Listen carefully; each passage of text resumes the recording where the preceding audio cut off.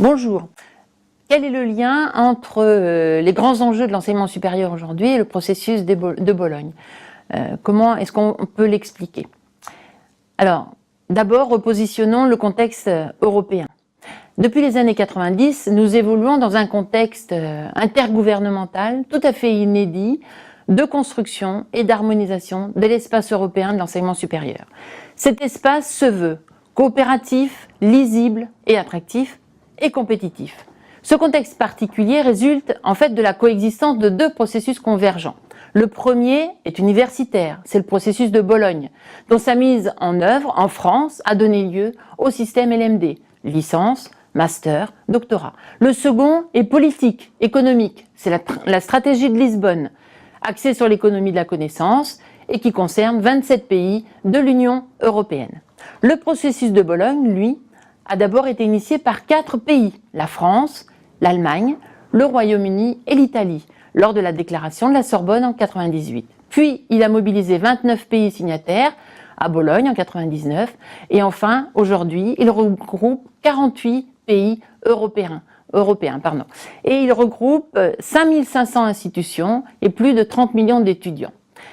Mais en fait, le processus de Bologne, il est soutenu par la Commission européenne, l'UNESCO, l'OCDE, et du coup, il s'étend dorénavant bien au-delà de l'Europe, puisqu'il impacte également de nombreux pays d'Afrique, du Maghreb, d'Asie, d'Amérique latine et d'Amérique du Nord. Le processus de Bologne est mis en œuvre à plusieurs niveaux, international, national, institutionnel. Voyons maintenant les conséquences de la mise en place de ce processus de Bologne.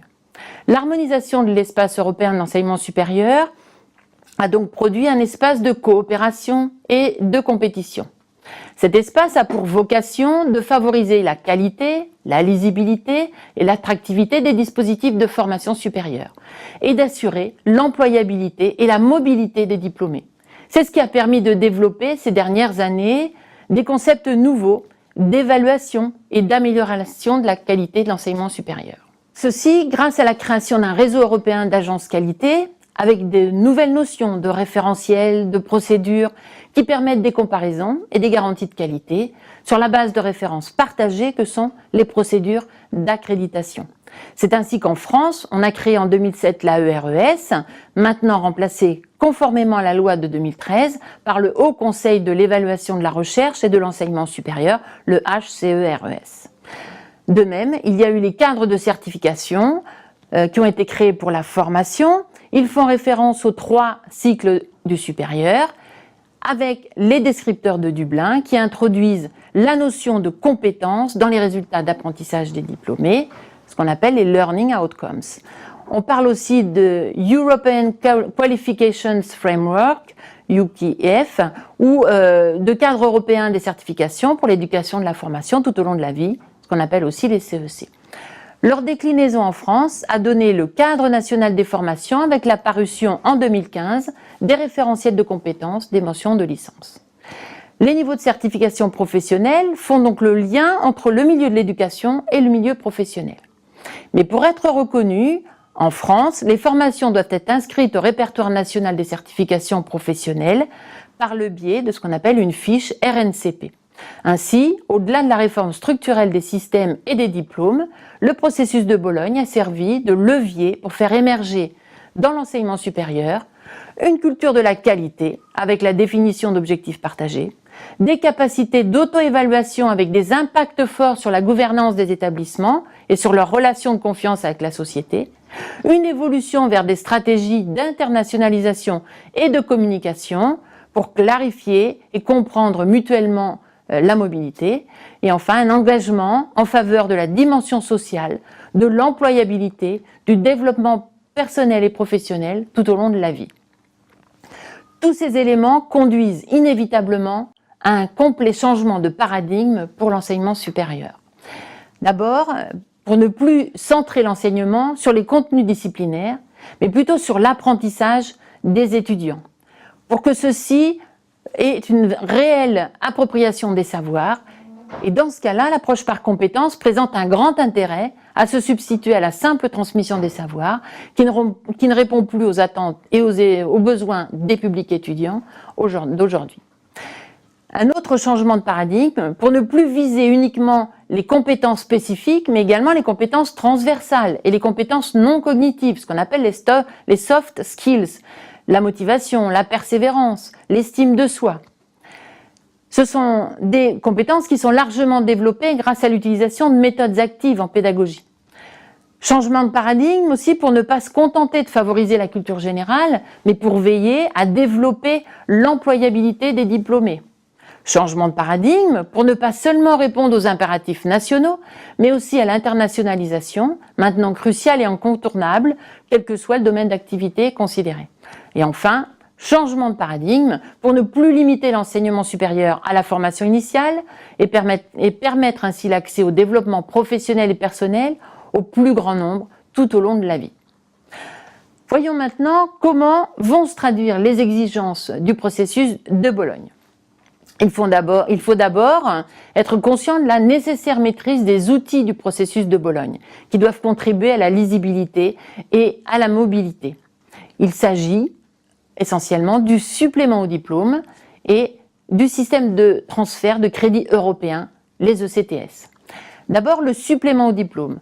Eh bien, longtemps en France, on l'a appelé l'annexe descriptive au diplôme. Et c'est un document essentiel pour la lisibilité et l'attractivité du diplôme. Il comprend des rubriques décrivant, entre autres, l'organisation de la formation et les acquis d'apprentissage que valide le diplôme. Il doit être délivré de manière systématique et gratuite, bien sûr, à l'étudiant, en même temps que son diplôme. Et il répond en fait à deux types d'objectifs. Les objectifs institutionnels, pour comparer et reconnaître les diplômes, à l'échelle nationale et internationale, et pour faciliter la mobilité, et à des objectifs sociaux pour rendre accessibles et expliciter au plus grand nombre les nombreux titres délivrés par l'enseignement supérieur, pour rendre les objectifs d'un diplôme plus clairs, mais aussi pour permettre la prise de conscience des compétences transférables et faciliter la recherche d'un stage ou d'un emploi. Et également pour valider le diplôme de manière équitable, qu'il soit obtenu en formation initiale, en formation continue ou en VAE. Le supplément au diplôme fait partie des documents de l'Europass et n'est donc ni un portfolio ni un CV. En ce qui concerne le système des crédits transférables, les ECTS, eh bien, c'est vraiment l'outil clé du processus de Bologne. Il facilite la lecture et la comparaison des programmes d'études. En France, la licence est obtenue avec 180 crédits ECTS et le master avec 120 crédits. Il facilite la mobilité pour les poursuites d'études, les réorientations. Les ECTS facilitent la reconnaissance académique. Ils facilitent la valorisation de l'éducation tout au long de la vie. Ils facilitent l'organisation, la révision des programmes de formation. Et ils facilitent la transparence sur la formation. Ses objectifs, les compétences attendues, les modalités d'évaluation des acquis d'apprentissage. Les ECTS correspondent en fait à la charge de travail estimée nécessaire à l'étudiant standard pour atteindre les résultats attendus à la fin d'un processus de formation. Le nombre de CTS attribué à un élément pédagogique doit donc faire l'objet d'un consensus au sein de l'équipe pédagogique et même tenir compte de l'évaluation par les étudiants. Un crédit ECTS correspond en fait à une fourchette de 25 à 30 heures de travail au total, aussi bien travail personnel qu'en présentiel ou encore à distance, ou alors en groupe ou individuellement. À ce stade, on prend conscience que la consolidation de l'espace européen de l'enseignement supérieur dépend impérativement, en France tout au moins, de la sensibilisation et de la professionnalisation des acteurs de l'enseignement supérieur, ainsi que de la gouvernance des établissements, afin de mettre en œuvre concrètement les acquis d'apprentissage de l'étudiant, et donc l'approche par compétences. Cette approche par compétences, elle est déterminante. Elle est déterminante pour l'utilisation des ECTS, pour l'utilisation du supplément au diplôme et de la fiche RNCP, mais aussi pour l'évaluation et la reconnaissance des diplômes et des diplômés, pour la compréhension de l'usage des cadres de certification, pour le pilotage des programmes de formation, pour la formation tout au long de la vie, pour la métamorphose numérique de la société et pour la garantie de la qualité de l'enseignement supérieur. Tous ces éléments d'ailleurs sont interdépendants. Le grand défi d'aujourd'hui, c'est donc d'offrir un environnement propice aux études et au travail, avec des formations innovantes, centrées sur l'acquisition de compétences et la réussite d'étudiants qui soient responsables et autonomes. L'accent est donc mis dorénavant sur la qualité de la pédagogie universitaire, et ce, dans un cadre de formation tout au long de la vie.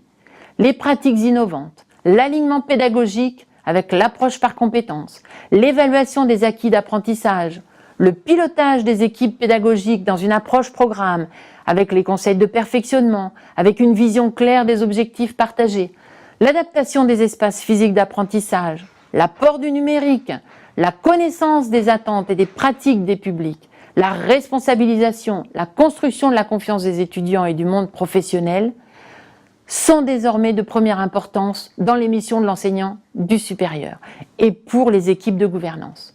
Ainsi, pour conclure, je dirais qu'à ce stade de prise de conscience, des grandes évolutions des objectifs de l'enseignement supérieur d'une part, de la diversité des étudiants et des attentes d'autre part, ainsi que de l'importance des enjeux de l'éducation pour la société d'aujourd'hui, il est devenu impératif de former et d'accompagner les enseignants du supérieur dans la diversité de leurs missions, mais également d'évaluer leurs activités afin de mieux les reconnaître et mieux les valoriser. Cela repose sur la réalité du portage politique de la transformation pédagogique par les établissements et par les sites d'enseignement supérieur, et par la mise en place ou la consolidation et le développement des services de soutien à la pédagogie.